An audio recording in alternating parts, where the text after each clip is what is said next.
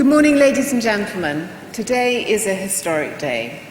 For those of you who are veterans of the marathons, it's an historic day because we are sitting in the warmth.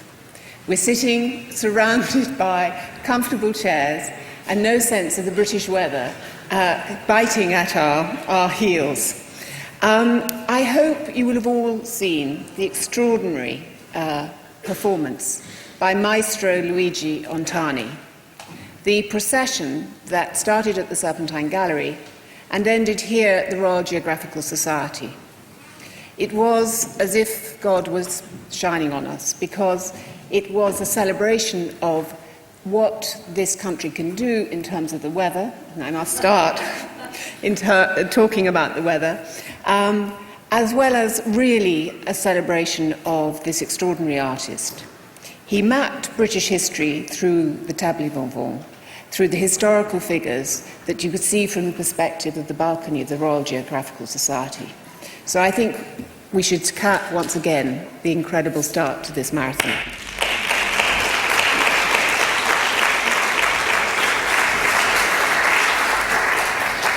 I would like to pay tribute to everyone involved in the realisation of the Map Marathon and to offer a few thoughts at the beginning. An event of this scale would simply be impossible without numerous maps of various kinds, from plans, plots, directions, and instructions to lists, blueprints, and mind maps. Problem solving at all levels is what has brought this event to fruition. Maps exist for innumerable purposes in life because they are, always have been, and always will be, one of the fundamental means by which human beings represent information, with which we translate, codify, and make reality intelligible. We are a map-immersed world. Maps can make the codex simple and the simple complex. Although they invariably distort them, maps have commitment to facts as raw material to be described and shaped, magnified and contracted, revealed and even hidden. Most often, however, there is a directness to maps, a matter-of-fact quality that follows from their primary function, as well as information bearers. We trust maps to tell us the truth, to tell us where it's at, how to get from A to B. Conversely, many maps are open to a degree of interpretation. Musical or choreographic scores spring to mind, as do tactical information on the football pitch. Sometimes we place too much trust in maps, or see maps where there may in fact be none, lines of the palm of the hand, perhaps. Recently, I came across a photograph taken in Iceland of the Norwegian explorer Erling Kagge, the first person in history to reach both the North and South Poles, as well as the summit of Mount Everest, a triple challenge that he completed in 1994. In this image here, taken by Haraldur Olafsson in late March this year, Kagge appears at some distance from the photographer, amid a vast flat expanse of snowy landscape, somewhere on Venustikul, Europe's largest glacier. Behind him, he has left trails in the snow indicating the directness of his path, his lack of divergence from a set route, his determination to succeed and to arrive. Kagge takes a straight line from start to finish, from A to B, the shortest distance between 2 points. Kagge's perseverance and will to achieve is reflected in the very idea of the marathon, which has endured in the human imagination for 2,500 years. Such sporting ambitions are admirable, but art tends to want something else besides. Art, to the contrary, is often there to remind us of life's all too awkward divergence from the straight path, and that, as Kant remarked, from the crooked timber of humanity, no straight thing was ever made. Art tends to refuse the demand to tell it to us straight, looking for its own truths in life's detours and meanders, as well as its obstacles and conflicts. So maps and art each have their commitment to truth and to falsehood, the straight line from A to B, as well as the deviation from the direct path. The relationship between maps and art has been the focus of some very productive creative thinking throughout history, and the Map Marathon, I'm sure, will add to that history of encounter. Throughout history, much of prehistory too, no doubt, both maps and art have testified to the boundlessness of human ambition and achievement. The venerable institution in which we now find ourselves, the Royal Geographical Society, has an esteemed history going back to 1830 that in many ways parallels the expansion of British trade and dominion from the 19th century and into the 20th, and from there takes its place in this country's enviable tradition of education and research that continues into the present. Many explorers, including Darwin, Stanley, Livingstone and Shackleton, were supported by the Royal Geographical Society on their noble expeditions for furtherance of science and human knowledge. But it is no secret that the discovery of important, even revolutionary knowledge has often resulted from a more personal and local ambition, and we can see this in the history of maps. The earliest surviving classical example of maps, among them an enormous plan of Rome, a former Urbis Romae, now housed in the Capitoline Museum, and a mural map of Provence, functioned to celebrate and venerate the wealth and might of the metropolis, as well as the vast extent of the Roman Empire. Throughout the history of medieval Europe, maps had a liturgical and didactic function, illustrating the truths of the Christian faith to lay and largely literate congregations. But their costly and hugely time-consuming production was also motivated, more often than not, by the personal and clerical ambitions of their wealthy patrons. The Hereford Mappa Mundi from around 1300, still kept at Hereford Cathedral, and one of the most celebrated of all Mappa Mundi, is probably no exception to this rule. As Peter Barber and Tom Harper have pointed out in their recent authoritative history of maps and map-making, Magnificent Maps, the Hereford benefactor was most likely a politically ambitious cleric, for whom the map's production and donation would surely have been to his earthly or eternal advantage. Barber and Harper also note the display in the Hermitage in St. Petersburg of an enormous map of the USSR, entirely made of semi-precious stones, for the 1937 Paris World Fair, which remained in place until the fall of the Soviet Union, a clear modern analogue for the hubris and folly of the Roman president. But besides their sometimes less than altruistic or philanthropic origins, maps have always produced new knowledge with a view towards the benefit of humanity as a whole. They have met the immediate and long-term challenge of commerce, as well as the nautical, navigatory, and more recently, astronautical hurdles, and of course, colonial power struggles, from French and British struggles over Canada, to Spanish and American struggles over Texas, Japanese incursions into the East Asian mainland, and the Star Wars space race of Reagan and Gorbachev in the 1980s. A key demand in all these forms of enterprise is the task of demystification, whether for the pursuit of knowledge in the service of science or to prepare would-be explorers for the path yet untravelled. Part of this, and something that has long been the key to the traditional function of maps in general, is to confront and overcome fear of the unknown. Fear of the unknown.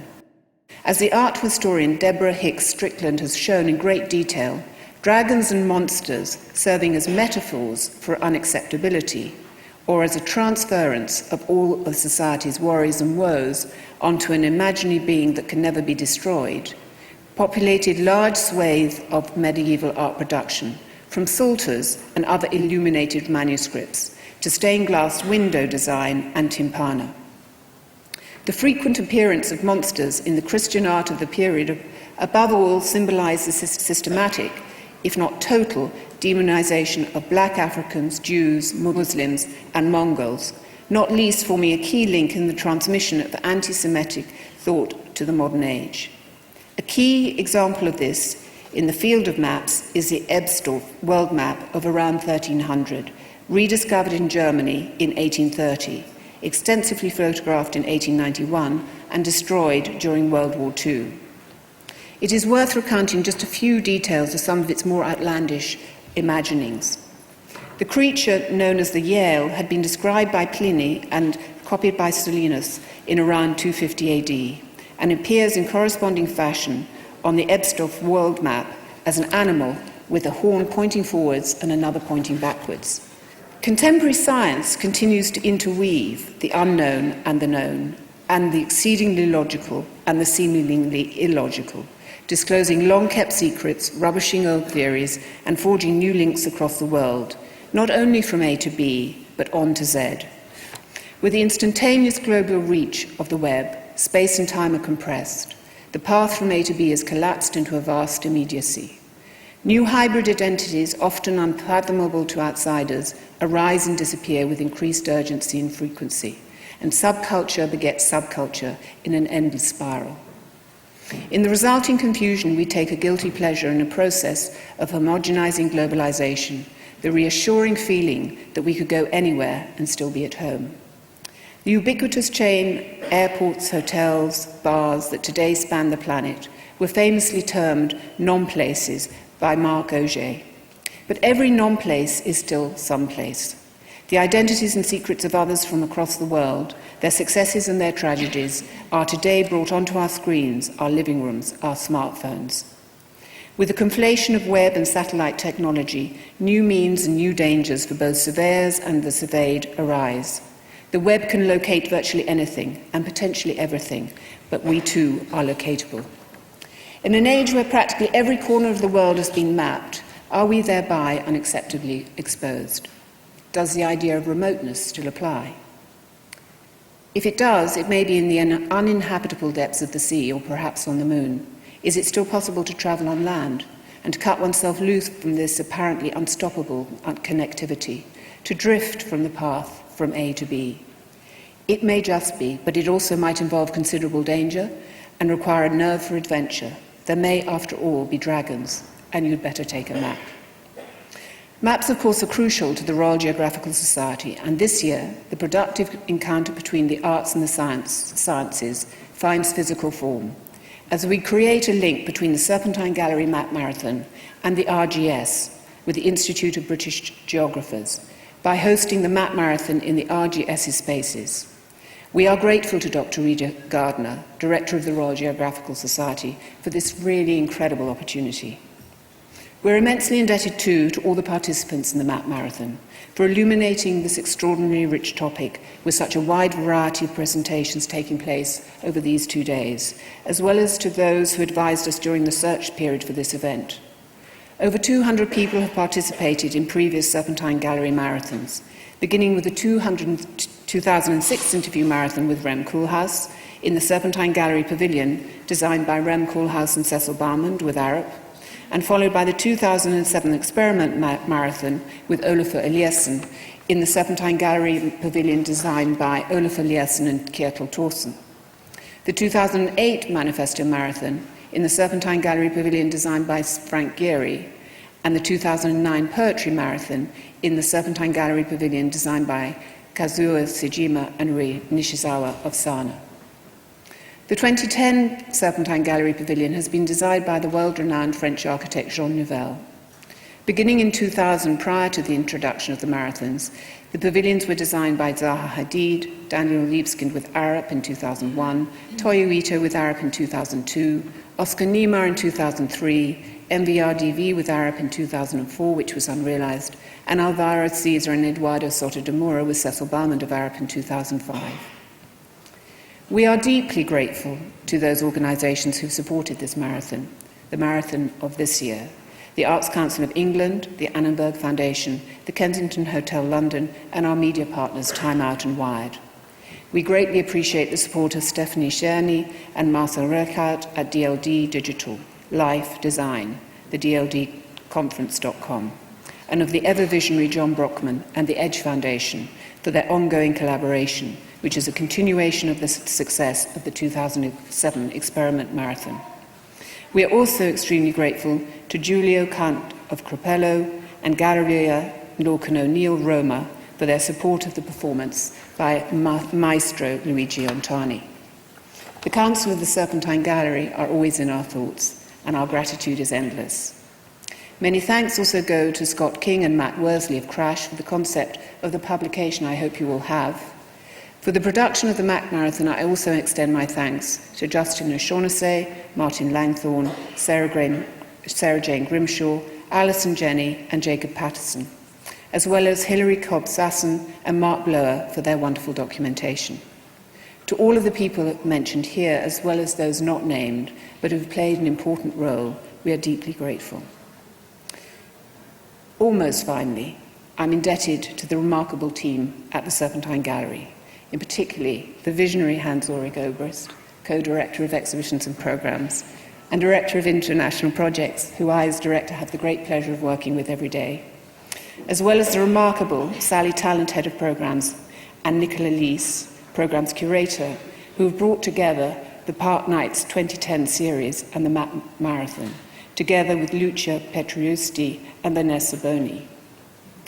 And lastly, I'm incredibly grateful to all of you to come and listen to the extraordinary lineup of participants that we have today, and to say how very much I hope you will enjoy the 2 days as they unfold. Thank you.